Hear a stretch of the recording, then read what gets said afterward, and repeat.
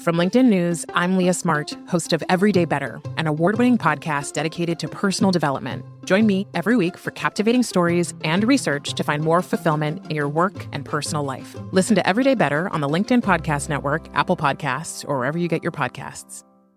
From LinkedIn News, I'm Jessie Hempel, host of the Hello Monday podcast. Start your week with the Hello Monday podcast. We'll navigate career pivots. We'll learn where happiness fits in. Listen to Hello Monday with me, Jessie Hempel, on the LinkedIn Podcast Network or wherever you get your podcasts. Hello, my friend, and welcome to another episode of Negotiate Anything. Thanks for spending time with us today.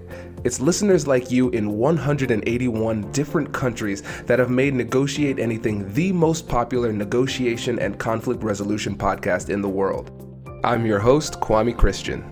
I'm a business lawyer, mediator, professor, and the director of the American Negotiation Institute. Before we get started, I have two quick questions for you. Is negotiation a critical part of what you do? Do you need to resolve conflict and persuade at work? If you answered yes to both of those questions, visit our website to learn more about our negotiation workshops. We've traveled the country working with professionals just like you, and we'd love to have the opportunity to work with you too. Check out the link in the description to learn more. Randy, thanks for joining us today. Yeah, thanks for having me. I'm a big fan of the podcast. Thank you, my friend. It's good to have you. We're excited for this one. So how would you get us started by telling us a little bit about yourself and what you do? Yeah, so I'm Randy Ford. I call myself a freelance writer, but also a storytelling strategist. I'm based in Chicago. My background is I was a reporter covering politics in Tennessee, where I'm originally from, and then fell backwards into working in politics, and did that and ended up working for a member of Congress for 10 years, and then did some public affairs work still in DC. I came to Chicago and decided I wanted to start my own thing, and I wanted it to be focused around the storytelling skills that I had learned working in news, working in politics, working as a communication strategist. And so that's what I do now. I work with nonprofits and trade associations, small businesses, and even individuals who want to get their family and personal stories out on video or in print. That is fantastic. An impressive career. Kudos. You're a brave person actually going into politics. Yeah, well, you know, my boss also retired at a time that was good for our sanity. So that good. Yeah. That's great. So listeners, this is going to be the outline for our chat today. Number one, we're going to talk about the storytelling triangle. Number two, we're going to talk about storytelling for persuasion. So how can we use this in sales and negotiation and our difficult conversations? And then number three, storytelling principles for better communication. So Randy, let's get started with the storytelling triangle. What is that? Yeah, the storytelling triangle is kind of a concept that's common in storytelling, but it's really something that we kind of already internalize and do.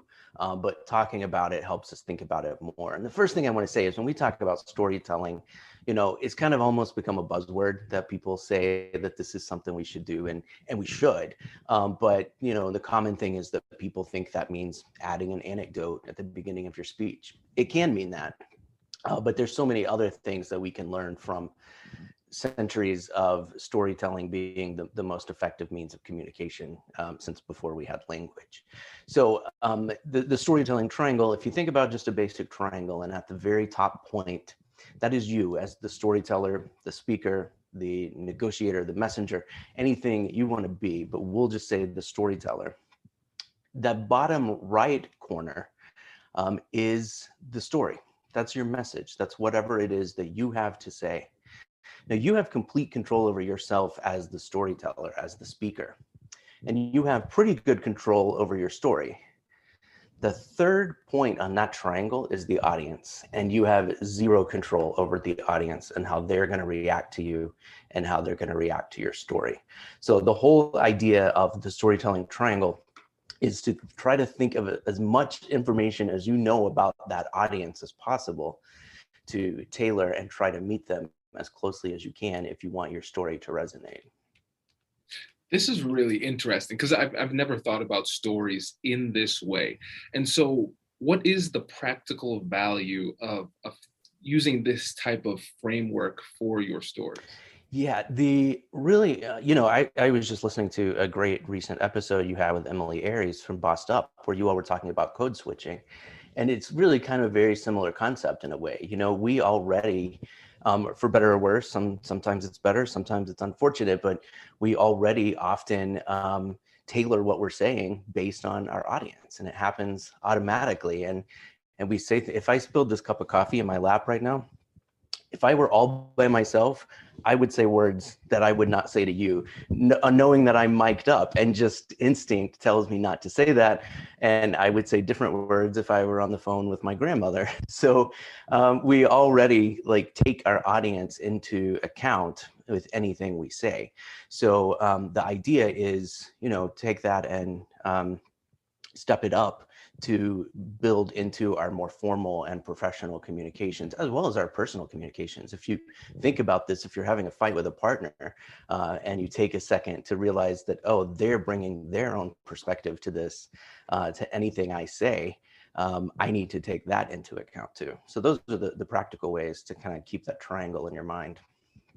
Yeah, I think that's really important. And one of the things that I appreciate about this is the fact that we are separating ourselves from the audience, not in a way to create a boundary or anything like that, but just to really give a visual representation of the fact that we are different from our audience, and we are different from the story as well. Exactly. And we have to recognize that they have a fully formed story themselves that they're bringing to it. And personally, I think if we're not willing to listen to and respect that and try to learn from it, then I think we lose the right to tell our own story, whatever that is. So I think that's something that we, a lot of us don't think about often. Or certainly if you spend time on Twitter, you see a lot of people who don't think that way. Absolutely. And tell me if I'm taking this metaphor too far, because it's really interesting when you think about the fact, like you said, they have their own story. So is it fair to think about these interactions, since this is a conversation, a dialogue, not a monologue, that it's these two triangles in the conversation having an interaction? Yeah, exactly. If you think about, let's just go back to having a fight with a partner or a spouse for a second. If you think about it, you have the storytelling triangle where you're the messenger. You've got your story, which is your point of view over who left the dishes in the sink and why. And then you've got the audience, who's the person you're arguing with. They have their own triangle that is rotated and to where they are the storyteller, and they have a perspective on the dishes, and you're their audience. And so it's thinking about it not just for yourself, but that's the way everybody is approaching the world, is with themselves as the communicator. Absolutely. And this really does a great job of demonstrating one of the most challenging things for people to grasp in any type of communication, is the fact that there's a difference between a story and the truth, right? Because sometimes we get so bought into our story that we don't understand the distinction between our story, our perspective, and what really happened. Exactly. And also, what needs to be self-edited, and what are the important things that we share about our story. You don't want the most important or meaningful things to get lost because we just tell everything, about everything there is. And we're missing those real nuggets of truth that can have meaningful connection. Absolutely. And this is really getting deep. This is great. because I'm realizing too, to your point, what needs to be edited in the story. Sometimes the thing that is very important to you in the story isn't as important to them, and it won't be moving to them in the same way that it's moving to you. In fact, sometimes the things that are most important and most pertinent and moving to you, and the way that you see the situation as a whole, could actually have a negative impact on them in the interaction? Yeah, I'll give you an example. So I do storytelling performances around Chicago, just open mics or produced shows, and it's a lot of fun. One of the interesting things about it is feedback from somebody who was like, "That was great, but you kind of went off on that tangent about that other person, and I really wanted to hear more about you." And so that's always constructive feedback that for some reason I edited more of myself out of the story. And I'm so fortunate that there was an audience that connected and wanted to connect with me more as the storyteller and speaker.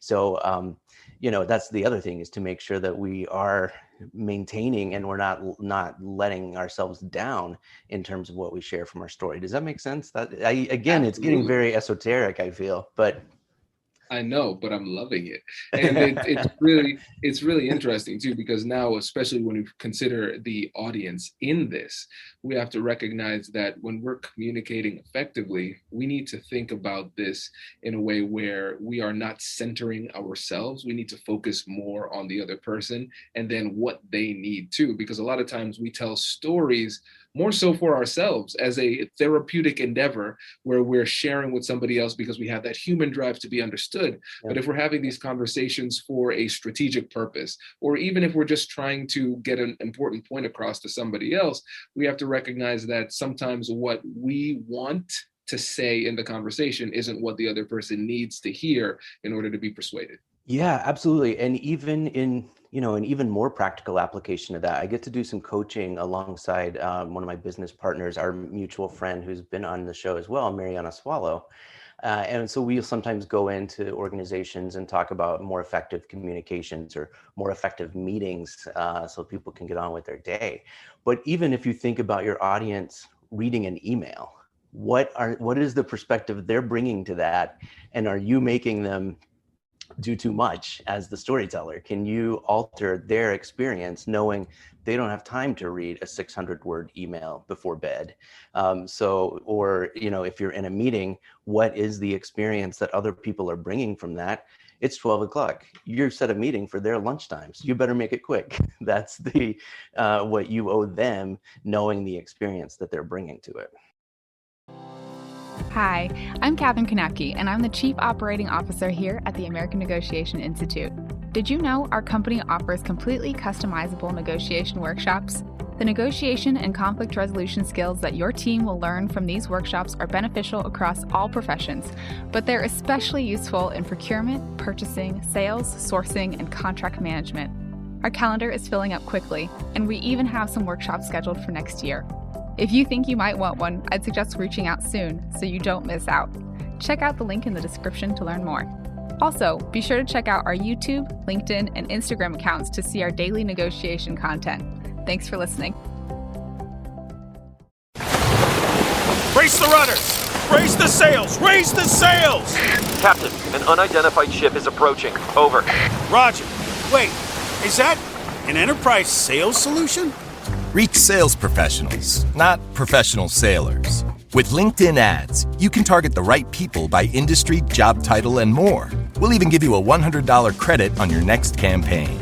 Get started today at linkedin.com/marketer. Terms and conditions apply. I love this. This is great. This is really great. And I think this is a great opportunity for us to move on to point number 2, where we're talking about storytelling for persuasion. So what is it that we need to know when we're actually having these conversations for persuasive purposes? The funny thing, persuasion always is a funny thing to me, because my freshman year of college, in my public speaking 101 course, there were several sections of the course, different professors, and at the end of the semester, you could qualify to be in this public speaking competition, and it was supposed to be a persuasive speech was the topic. I think 5 minutes or something. They disqualified me because they said that my speech was not persuasive, it was informative, and they were drawing a line between that. Luckily, my professor stepped in and said, okay, well, I teach that there's no difference, that if you are informing people in the right way, you are making the case to persuade without doing the arm twisting. So they let me back in. I ended up winning $50 for third place, but that lesson stuck in my mind more than anything else he taught me. Plus, I appreciated that he was willing to stand up for me. But so in shaping our stories and talking about ourselves and talking about the truth, that's the most powerful way to be persuasive, especially when you, if we go back to the triangle, think about that audience and what kind of information you need to give that is going to persuade them. Does that make sense? Absolutely. And this is really interesting. So let's talk about that distinction, because so apparently from this story, we know that there are two schools of thought on it. Some people want a more overt persuasion, and some people want information being shared and maybe hoping that persuasion happens organically. Let's get deeper into that. Yeah, there's a, I know you and I both have a lot of experience in the policy world, so we can talk about it from that perspective too. One thing that I help organizations do is advance their advocacy goals with decision makers, with legislators, and so on. And there's a trend toward storytelling where you say, if you need a vote from this member of Congress, they need to meet a constituent who is impacted by this issue, which is true. But also there's going to be people on the other side who can introduce those stories too. So there's that. There's also the option of giving a 50-page white paper that no one is going to read. So it's really about blending these and showing the information and the faces, and so that this is not just a budget line item.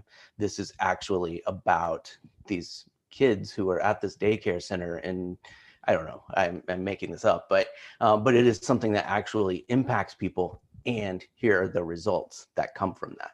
So that's the information, and you meet the people, and if that's not persuasive enough to high five that little kid who's in this daycare because of this one budget line item that you wanted to cut, then some November will roll around where somebody remembers that. So, right. This is really interesting, Randy, because now I'm getting a better picture of the position of storytelling for persuasion. Because really, when it comes to storytelling, I think about it in terms of I call it the Trojan horse theory of persuasion. So you think about the Trojan horse story from back in the day. You bring the horse as a gift. They said it gets beyond those gates that were impenetrable, and then the soldiers come out at night and win the war. I will not give details because it's graphic. That's not what we're doing in these conversations. It's not war, but it's a great metaphor. And so with these stories, what's happening is that we're lowering people's defenses. You can't help but listen to a story. We're wired for story. And so the story goes in and they absorb it and they get the message, and you get the message inside of them with less resistance. Yeah, absolutely. It's the old adage, walk a mile in another person's shoes. If you're having a transparent negotiation or conversation, to be able to say, okay, great, let's look at this from my perspective. Let me tell you what is going on with me. Let me tell you what I am all about in this situation. And that very transparent way of just bringing it out and saying, okay, well, this is who I am, and this is how I'm approaching this. Whether it's, some kind of big merger or, again, back to the dirty dishes, it's the same. It's just saying, okay, I'm going to tell you what I'm feeling, what I'm thinking, who I am, and we'll go from there. Absolutely. And I want the same from you. I expect you to be transparent back with me, and in that same way, if we're going to do this on the up and up. Absolutely. So it's a great tool for mutual understanding, right? And I think what's great is that you can pair storytelling with other persuasive techniques that come at a different point in a conversation, and it makes it easier. And so using this in tandem with some of the other negotiation and persuasion techniques that we talk about in this show is a really powerful way to convey a message persuasively. Yeah, absolutely. Absolutely. That's fantastic. Well, let's transition into the third point, and I think we could spend a good amount of time here. Principles for better storytelling and communication. So we've all heard bad stories and we've all heard good stories, but we can't often articulate what's the difference between a good story and a bad story. So help us to understand what we need to do in order to tell a good story. Yeah, and part of this is also helping people understand that when we say storytelling, whether it's in a corporate setting, a presentation, negotiation, anything, it doesn't necessarily mean story time. So, some people might think, oh, once upon a time, we came to the negotiation table and hopefully, happily ever after. That's story time. And it can include that, and it can be that kind of approach. But really, again, as I was saying, like, storytelling has been around since before we had cave drawings were stories, if you look at them. So there are things that we are just wired to do. I mean, one thing, I'm not like a big science guy, but this thing is one thing that I love is anytime we take in new information, through any of our senses, it passes through the part of our brain called the neural story net, which just fills in any blanks. If I tell you a story about a cat and don't tell you anything else, you, without even thinking about it, may picture a cat that you know. And so that's another reason to be aware of your audience and what they're bringing into this, because any information you don't tell them, they are going to fill in. And it could be a little detail like that, or they could, assume something crazy. You notice this often when people will assume that a doctor is a white male, and it's like, no, it's a woman of color doctor, and it's because they're bringing their experience. They've only really ever dealt with white male doctors. So we all do that in filling in the blanks from the perspective that we're bringing based on our lived experiences and what we understand about the world. So, knowing that anything is filtered into those perspectives or filtered through those perspectives is an important part of understanding who you're communicating with or who you're communicating against. Another thing that's just really a simple thing, but is the rule of threes, which is that we are kind of wired to take in, at least in our culture. There are some cultures where it's different, but in our culture, it's the rule of threes, and if you think about the stories that we have, the three bears, the three pigs, the Father, Son, the Holy Ghost, the Lion, Witch, the Wardrobe, any of these things, the way most jokes are set up, it resonates with us, and it's a way that we take in information, even if we're not consciously realizing it. It's just a rhythm that we as audiences have come to expect, as well as, and there's another one that's pretty helpful to think of, and that's the rules of primacy and recency. So if you're writing or speaking, just know that people are going to more likely remember the first thing you say and the last thing you say. And that's, again, just because they're wired to respond to that once upon a time and that happily ever after. Now, a good story has a beginning, middle, and end, and you shouldn't ignore that part. But people are going to likely remember that the first thing they heard and the last thing they heard. So, if you have a bulleted list that you want people to do, bury the boring stuff in the middle. And that's going to play into the way that people have been taking in information, because we've been hearing stories our whole lives. Nobody said, Daddy, I want you to read me a bedtime PowerPoint. It was, we heard stories. It's just how we're wired to take in information. Absolutely. And let's talk more about that rule of three. And so let's give an example of a business context type of thing. Let's say you're within an organization, and your job is to create this new project. It's something that the organization has never done before. The board is kind of skeptical, and you want to get them on board. And so you have an opportunity to have a conversation with the people, and you decide, hey, I'm going to tell a story. In that type of context, how would the rule of three play a role? The very first thing I would do is make sure, if I'm trying to get them on board, that I show them a slide or something that says, these are the three things we're going to do. This is going to be easy. This is not the over-the-top project that you're worried about. Sure, it's going to cost you billions of dollars and could destroy the company. But here are the three ways we could make it work to do it. And people can resonate with that number. Some lists are 5, that's fine. But if you get it down to just 3 things that we are going to do to make this happen, that is a manageable thing that people know and kind of have come to expect. I think that's great. And it's tough because I think there's a lot of allure to complexity, because sometimes, especially when you come from the world of the ivory tower, you graduate from school, you have all these very theory heavy professors. Oftentimes, sometimes you buy into the belief that the more complicated it is, the more intelligent you look, and getting people to adopt simplicity is really tough. Simplicity is like a big deal, and I'm glad you said that, because there are things that are important and meaningful to us that we and we touched on this a little bit earlier, may need to cut out to get to the things that are really meaningful. And there are those kinds of people who are communicators who are more, I don't want to get into the communication styles right now, but the kind of people who overshare without realizing it. And I love my mom to death, but she is one of those where a story will go on, and then sometimes I feel like she's writing a document and just keeps opening a new tab for a new document as she's going. And I'm like, this started as a story about a dog we used to have, and now I'm learning about this vet that somebody goes to off Broadway. I'm like, we're off track. We got to get back to the story here. So that is a very big part of it, and some things to like listen for if you're do a lot of public speaking, for example, is if you find yourself saying, long story short, you probably already went long.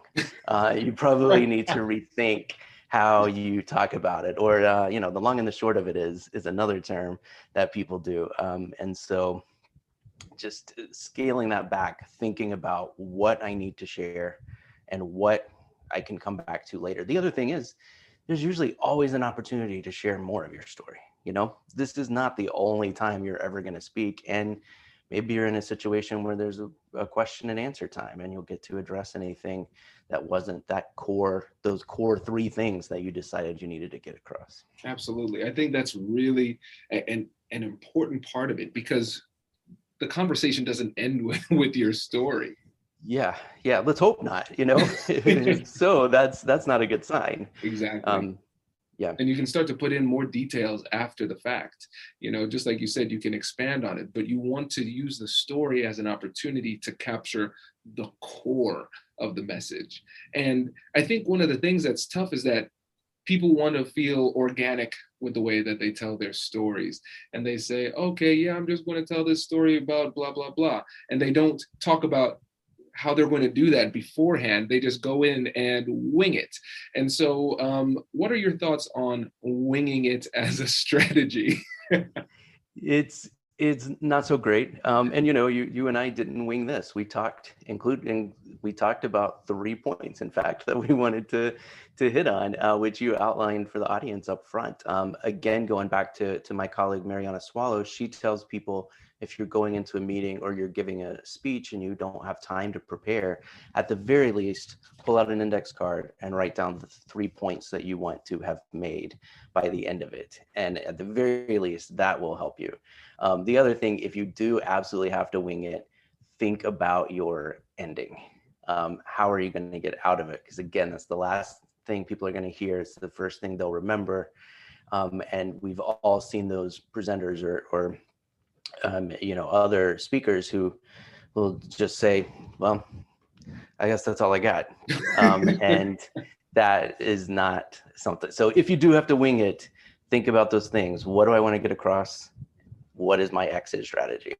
That's big. And another thing that I've seen often, and this is communication in general, but I think it applies to story too, is that people signal the end of their thoughts, and at the same time, I believe a lack of confidence, or it can be interpreted as a lack of confidence, by slowly decreasing the volume of what it is that they're saying. And then it's almost like somebody accidentally pressed the mute button, and all of this, I guess they're done now. That's it. Yeah, right. No, you're right. And you're right. And that comes across, whether it is a lack of confidence or not, it can come across that way. And there are certain vocal inflections that we, very intelligent people may do that make them come across as being in confidence or not having confidence or not being transparent sometimes. Yeah. And so one of the simple rules that I try to follow when I'm doing interviews is always end on a strong point. Always end on a strong point. I don't want it to end with a whimper. Yeah. To use a gymnastics term, we want to always stick the landing. Yeah, exactly. Yeah. This is fantastic, Randy. I really appreciate this.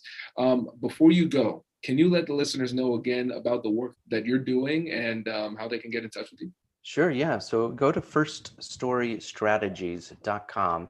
That's my website, of course, and you can see all about me there. So I work with nonprofits. I work with small businesses who are looking to talk about what they do. So I do some ghostwriting if people need blogs. I love helping them tell their stories that way. We do some video production work to do kind of mini documentary storytelling. And I work with a lot of families and individuals who want to get their stories down, which especially after this past year and a half, it is just a huge opportunity that I hope people are not missing. This is great. Randy, thank you again, my friend. We really appreciate it. Yeah, thank you. This was a blast. Congratulations! You've just joined an elite club. By listening to a full episode, you're now officially on the Negotiate Anything team. So welcome aboard. What most team members do is they subscribe to the podcast because that allows them to automatically get the latest episodes of the show. The best things in life lie on the other side of difficult conversations. Keep learning, keep practicing, and keep getting better. Your relationships will improve, your career will soar, and you'll have the confidence you need to get the most out of these crucial conversations. Again, thank you for joining the team. We're excited to have you, and I will see you in the next episode. I'll catch you later.